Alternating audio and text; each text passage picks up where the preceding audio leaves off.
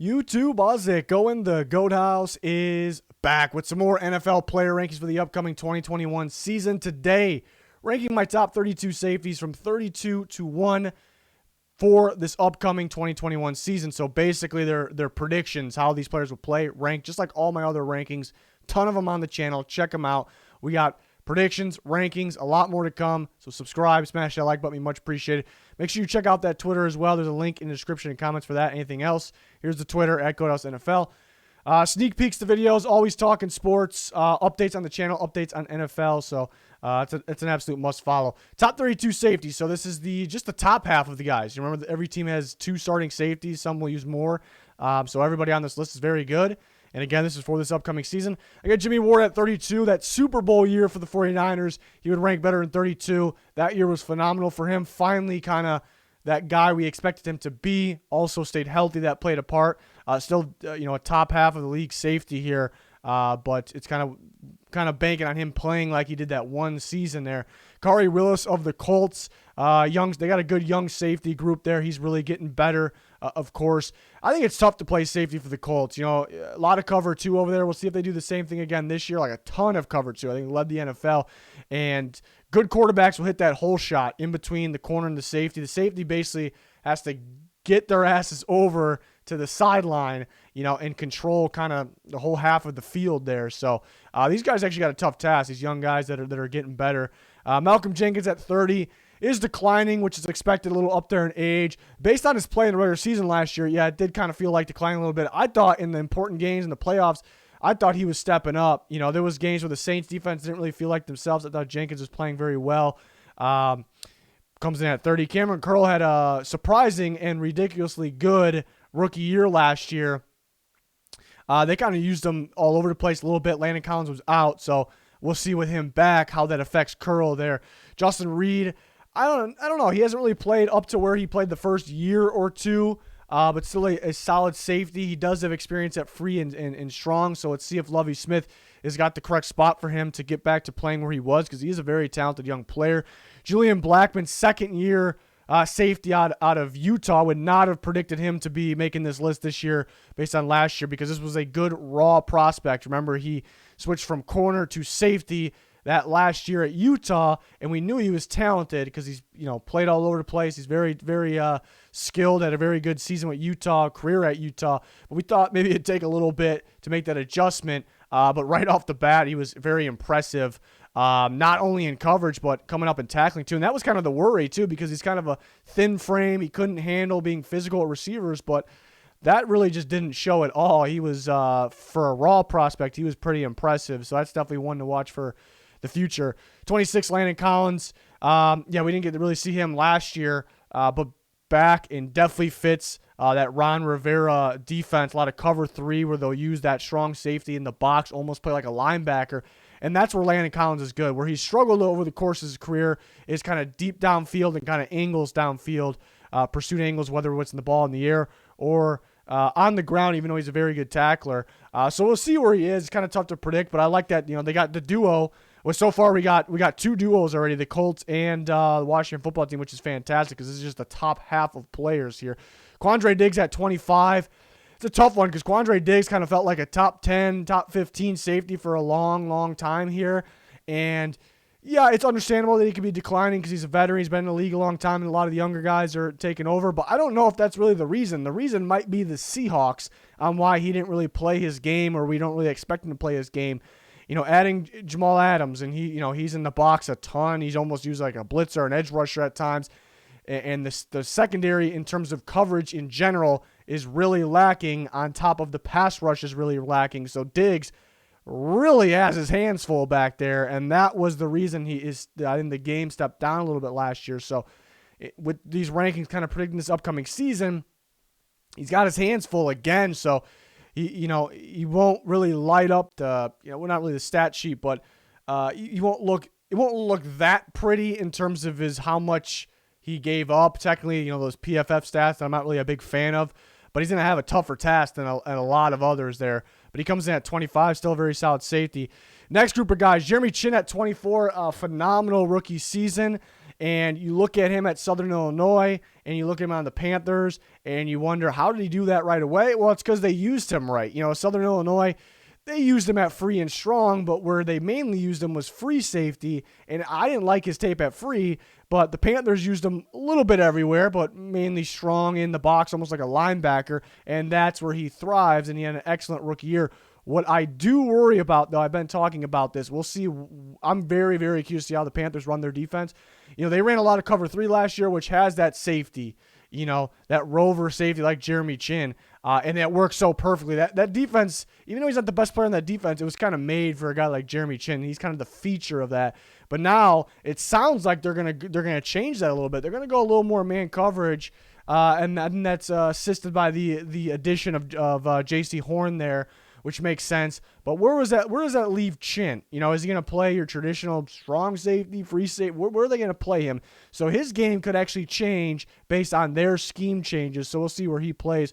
Jabril Peppers at 23. Giants got a long list of players that can play pretty much everywhere. We know Jabril Peppers is a safety. He's been a little underrated too. But Logan Ryan, is he going to play safety? He's going to play slot corner because they got Xavier McKinney. They got Julian Love who can play slot or safety. They keep adding. They draft Aaron Robinson, who I think could be a phenomenal slot corner or outside. They got all these guys that are either outside corners or safeties, outside corner, slot corner, or safety. They're free, they're strong, they're very versatile, they're very talented. You just don't know exactly who's going to be on the field when. You have an idea. We all have an idea, obviously, but it's going to be interesting. So that's why it was kind of tough to rank Logan Ryan as well. Played pretty well for kind of a first-time safety. Played a little bit of slot, corner, and safety. It's definitely an interesting secondary. I can't wait to watch it. Taylor Rapp hasn't really ranked here based off the past. I'm just predicting a breakout year in him. I don't think it's that bold. I think Taylor Rapp is a phenomenal young talent here that I'm expecting to play at a high level here. I think he could be a future top 15, top 10 safety here. He can play strong. He can play free. Again, you can use him in the box. You can use him single high free at times. He's a good playmaker. He's very good at attacking the ball. He's pretty instinctive as well. He got hurt last year. That hurt the Rams a little bit. They lost John Johnson. More responsibility for a good young safety like Taylor Rapp, so I think he'll play pretty well.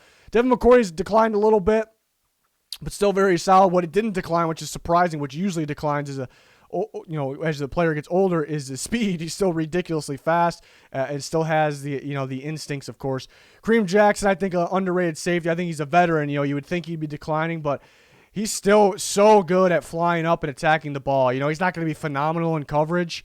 They don't really need him to be.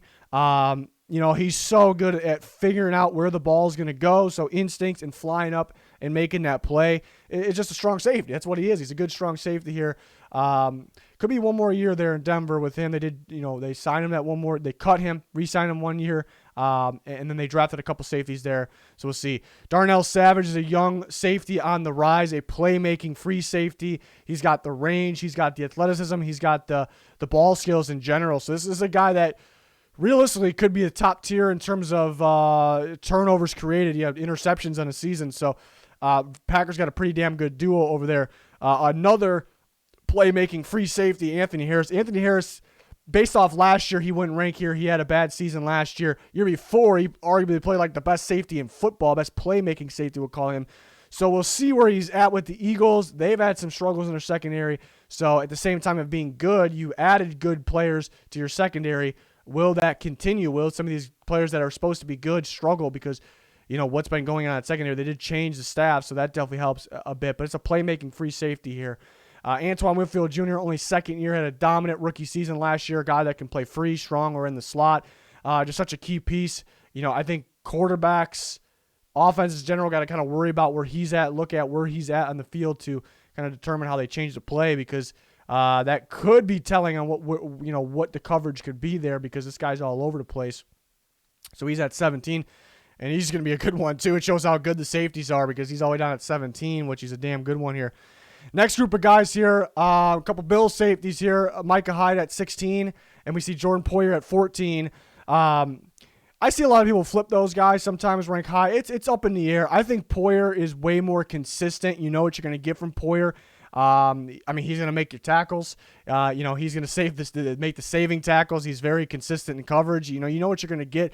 Hyde is more of that big play potential, more of those wild plays from him, maybe than over Poyer, perhaps. But Poyer going to be a little more consistent. I thought Hyde showed up in the playoffs. I think the big moments, Hyde was absolutely balling. So that was the good about Hyde. So Hyde at 16, Poyer at 14. Excellent safety duo there. Eddie Jackson at 15. Eddie Jackson a few years ago played like the best safety in football, and I was loving his play at the free safety position. His playmaking skills are ridiculous. He has the ability to read the quarterback's eyes and read the field, the receivers at the same time, and jump the route, make the play on the ball, and he still can do that. But I think it's a little bit of the Bears' fault on why he hasn't been playing to that level. It's because they haven't been playing him like they played him that year a few years ago where the Bears were a legit team. And it's his fault as well because he's been lacking in the tackling department, angles and just diving and missing tackles, putting his head down. So that, I'm not going to fully blame the Bears here, but they don't really have a true free safety or strong safety there. Sometimes Jackson's at free, sometimes Gibson's at free. Sometimes they're just split safety duo back there, and I don't really agree with that, and I thought they may change that up a little bit, but they brought Gibson back, who isn't a bad safety, but to me, Eddie Jackson is a free safety. He's just plain and simple. He's a free safety. I want him in the center of field. You look at the way some of these teams are playing these single high frees these days. The Broncos using their guy, the Bengals using their Eddie Jackson. If he was in those coverages, and it's harder responsibility if you're single high free, he would be a lot better. We'd be talking about him, elite safety. So I do blame the Bears a little bit. It is a new year. They're a little bit of an adjustment in the defensive coaching staff. So maybe that changes things here. But on his side, he's got to clean up the tackling a bit. We talked about Poyer at 14, Marcus Maye at 13. I kind of called him being almost out of position, but also benefiting from Jamal Adams leaving. Even though Jamal Adams is a fantastic safety, it's because Maye and Jamal Adams had too much similarities where you couldn't really use both of them. Of course, you were going to go with Jamal Adams there. You could use both of them, but you're going to have to use Maye almost I don't want to say out of position, but you can't really take advantage of his full abilities. And I kind of talked about he could really improve his play with Adams gone, and he did that. He had a phenomenal year. Probably played better than the number 13 safety last year, even though it was an insane amount of great safeties that played well. Robert Saleh coming in, very, very good defensive mind that should help everybody. What kind of role is Maye going to play? Saleh running a lot of cover 3, kind of going to play. Is he going to play more of that Jaquiski Tart role the way they had him in San Francisco? Kind of your buzz safety. That safety doesn't stand out that much. You can't really, I'm sure they'll find a way here. But we'll see if he can have that same season, that same impact he had last year. But yeah, I thought he had a great season. I thought, they really used him well, even though there was some poor coaching at times. A lot of disguised coverages too, and he was the key piece to that. Next group of guys here, Adrian Amos at 12. The Packers strong safety, that phenomenal duo making this list in the top half of the safeties here. He's their strong safety. Very good in the box, very good in coverage. You see them play kind of split at times. Very good coming up and tackling as well. Very good. Yeah, again, very good in coverage. If he has to stick on a tight end or whatever it is, he's very good at that as well. Feels like he's getting better. Leaving the Bears that great defense, you think you'd get worse. He actually got better, in my opinion. He had a phenomenal year last year. Can continue to ball out here. Marcus Williams, more of a free safety here for the Saints. Comes in at 11. 11 was one of my draft hits. Had a first-round grade on him. So I'm excited about that. I like him with the Saints, but it's one of those guys, every year I have a good chunk of guys that almost, want to see him in a different team just because when he was a free agent this past year, just because I want to see him in a different scheme, mainly what it is, because the Saints strictly run their two-man under quite a bit, more than anybody.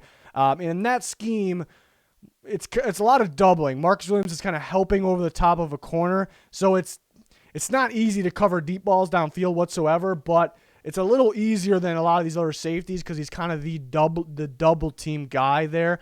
So, at times, though, you'll see a Jenkins come up in the box, and that's where he has more responsibilities, and that's where he kind of shines there a little bit. But he's a phenomenal deep coverage safety, that's for sure. Pretty good range there, getting a lot better, overcoming some early career struggles, which isn't really rare, which isn't rare or anything, but Got a lot better since then. That's fantastic. So just a very good young safety. The Saints did good by bringing him back. John Johnson III played phenomenal last year. When he's healthy, he plays at a very high level. Obviously was with the Rams last year going to the Browns. He's gonna play more free safety for them. And I'm excited to see him. It's kind of like Marcus Williams. I kind of, in a way, I want the Saints to keep him. I like when teams keep the band together so they can grow. But at the same time, I want to see him in a different scheme. It was kind of the same thing with John Johnson. That Rams defense was so good, but I wanted to see him in a different scheme because it did feel like whatever safety Brandon Staley plugged in there, no matter if it was free, strong, where they aligned them, they looked damn good. That just felt like the Rams defense, and that probably goes along with, a great defense, great pieces around him. Brandon Staley's a great defensive mind who's not with the Rams anymore, of course, but mainly, I think that cover 4 scheme that the Rams ran, everybody's got quarters. Everyone's got quarters, so you got help next to you. You kind of got a thinner lane than your cover 3, or, obviously man coverage, you cover everything. So it was a little, phenomenal talent when healthy, but a little bit of an easier task. So we'll see how he is with the Cleveland Browns. I still got him in the top 10, so I think he's a very good safety. Derwin James at 9, so hard to rank because Derwin James has the traits, the talents to be the very best safety in football. And this kind of reminds me of Saquon Barkley. It feels like every year because I predict with these rankings. I rank Saquon Barkley at the top, and he ends up getting hurt. And I'm ranking Derwin James just based off the traits. I'm predicting them because of their traits, their talent, to finally, well, not really finally, but to get to that number 1 spot or that top tier spot. That's a little bit of a letdown. So I kind of pumped the brakes a little bit on guys like that. It's easy to rank Derwin James very high because of his talents, but it's hard to rank him extremely high at the top. I'll say this: it's easy to predict him to be talented on the field, to be very good, but it's very hard to predict him to fully stay healthy. It's a shame to say. So it's very tough to rank. But if he stays fully healthy the whole year, the top 3 safety, a guy that can play both strong or free, but we'll see him as strong a little bit more, obviously, a lot more in the box. And Brandon Staley should have these talented guys balling here for sure. So he needs to stay healthy. I hope he stays healthy. He's a phenomenal talent. Next group of guys here, Kevin Byard at 8. A little bit of a down year last year, but he's still a playmaker. At the same time, the Titans had 0 pass rush. The corner struggled as well. So he had a pretty tough task, and their strong safety was using the box quite a bit. So he kind of had to have that almost a whole deep part of the field by himself. So the Titans, of course, added their defense, so he should play a little better this year. He's a playmaker in the back half for sure there for the Tennessee Titans. Jamal Adams at 7, tough one to rank. He had a bit of an off year. He was either playing hurt or was hurt, was off the field. Rough year, but at the same time, he had production. Maybe not in the typical way you want for elite safeties. He was very, broke records in terms of a defensive back, getting that for the quarterback. So that's a factor for sure. I put the play of the safeties, the blame on the Seahawks, though. Mainly the way they run things, but the lack of adding more talent around it. The Seahawks struggled to get your just typical your pass rush from edge, interior. The interior wasn't too bad actually, but mainly the edge. They struggled to get that. They struggled in coverage. They needed a spark from somewhere. They had to get pressure somehow. The most important thing in football, they're going to rush Jamal Adams because he's pretty good at it, and because they need pressure somewhere. So Adams will, he won't be used the way he was using the Jets because the way the Seattle Seahawks, what personnel they had, and the way they ran things. So that's really the where it is. It's surprising if he was on the Jets, he would probably look better. He's still the same talented guy. It's crazy to think about, but it's kind of the truth there. We'll see where the Seattle Seahawks are at with their defense this year. But you got to get more out of Jamal Adams, and I don't really blame Jamal Adams at all. I know there's a lot of people out there that kind of rip him for mainly because he's a safety, getting pressure, getting the way he plays. I don't really agree with that. You can go ahead and rip the Seahawks for that. Actually, it's more of their fault there. They're just they haven't been able to build a pass rush or the coverage part of their team, and that kind of limits guys like this. They need more of one thing from guys like this. So it's more of their fault, really. So it's a new year. We'll see what they can do. He's still a phenomenal talent. I predicted him before he was even drafted to be the top safety in football at this point, and he's been damn close, but he needs some help from his team there to get there. Budda Baker at 6, so the Cardinals. Budda Baker's getting better. The knock on Budda Baker for so long was the lack or non-existing part of his playmaking ability, and that was understandable, even though I think people that was understandable in the past, even though I think people look too much at interceptions. How many interceptions does this guy get? How many wrong? It's wrong. It gives you a good idea. Safeties, defensive players could be playmakers without getting interceptions. So that's where people were kind of wrong, but it was also understandable when it comes to Budda Baker. There was really no playmaking abilities out there. He was a good safety that had pretty good instincts, had good reactions, awareness, could attack the ball, can tackle, and make some plays in big moments, some stops in big moments. But you couldn't really rank him high because, again, the lack of playmaking ability. And that kind of still sticks with him, and I think that's wrong. I think he's added, and I think he's adding playmaking ability. I also think he has a tough task in that Cardinals scheme in that secondary there. We see him getting his hands in the ball more, and I'm not just talking about interceptions. He's flying around the field making plays. I think he can line up pretty much anywhere you ask him to, and a lot of cover one there with the Cardinals. And I guess it's hard for the corners to play cover one. It's usually man coverage. It's usually that's the hardest position to play in that scheme. But Budda Baker, he was asked to cover a lot of ground there, and sometimes he's in man covering the tight ends. He's trying to read the play pre-snap. So it's a very talented safety that is getting better because he's adding playmaking ability to his game, and don't base everything off of interceptions, even though he's adding that. But I got him at 6 because of that. So I think that's a big boost for me for Budda Baker because, again, he's elevating. TYRANN Mathieu at 5, one of the more, one of the better safeties in terms of instincts here. Just knowing the play before it actually happens. Changing where he's aligned, changing up his looks to fool the quarterbacks. More of a strong safety that can play in the slot, can cover from the slot. Just so good at attacking the football, outside, inside, getting in the backfield, blitzing even. So just so talented. With the Chiefs, without him, that defense would be nowhere near as good as it is. It's just kind of that leader of that defense, the guy that kind of controls everything. So he comes in the top 5 at number 5. Big top 4. Here we go. Very close. All these guys very close. A lot of good safeties. Minka Fitzpatrick, who's a Steelers free safety there. A feared safety, not targeted a lot. Also could be a playmaker, just kind of knows where to be, kind of in the right spot, right time type of guy. And sometimes that could be luck, but when it consistently happens, it's not luck anymore. So it's a very talented safety there. I do think he has to kind of, he has a good front 7. So I know people say, if you have a really good front 7, the DBs don't have to do as much, which is true. I'm not a big fan of I haven't been really a big fan of their corner group or their strong safety play. So Fitzpatrick, to me, has had a pretty tough task. I thought, there's guys that have tougher tasks, but cover a lot of ground in there. And remember, when he came in, is he a corner? Is he a slot corner? Is he a safety? What kind of safety is he? Strong? Is he free? So he's kind of just getting going at his spot there, at his position. So scary, could actually get better.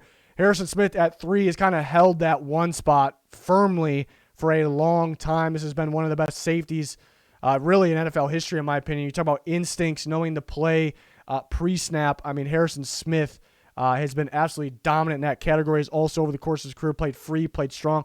More of that strong safety role, playing almost in a box position, a linebacker position, but just flying around the field, making plays in coverage, making plays in the run game, mainly because he just trusts his instincts, his knowledge, and just and knows the play before it even happens, which is, it's crazy when you see it happen. You almost can see it pre-snap a lot from him. So he comes in at 3. Value is the thing with Harrison Smith. He is so valuable to that Vikings defense, to the other pieces of the secondary that he makes better, in my opinion. He's at 3. He's held that one spot for a long time, but some of these younger guys are just so freaking talented, and the responsibilities are ridiculous. Jessie Bates, a third of the Bengals, one of my recent draft hits, one of my favorite draft hits, because I remember early on I was on in Jessie Bates in that draft process, and nobody was really talking about him. I was putting him in first round. I was putting a first-round grade on him, and I had a ton of people telling me I had either a 7th-round player or an undrafted player with a first-round grade. And then not too far after that, we learned that this guy was very talented. Free safety of the Bengals, plays a lot of single high free, a lot of responsibilities in the back end, reads the quarterback and the field, the receivers so damn well, attacks the ball so well. This guy's just getting going. A very, very, very young safety here that is just getting going, has to cover a lot of ground back there. That Titans game, that's just one game. He had a phenomenal year. Every single game was phenomenal. I remember that Titans game, he was in Ryan Tannehill's head that game. He had everything locked down. He's sneaky. He can jump that route, attack that ball at any given time. Ridiculous. This guy's a special one. Going to be very good. I got Justin Simmons at 1. Not much splitting up the young free safeties here in Simmons and Bates. Very similar. Justin Simmons is my number 1, though, because, well, again, he has a lot of responsibility. Single high free. The Broncos run a lot of man coverage. They'll bring Kareem Jackson, in the front.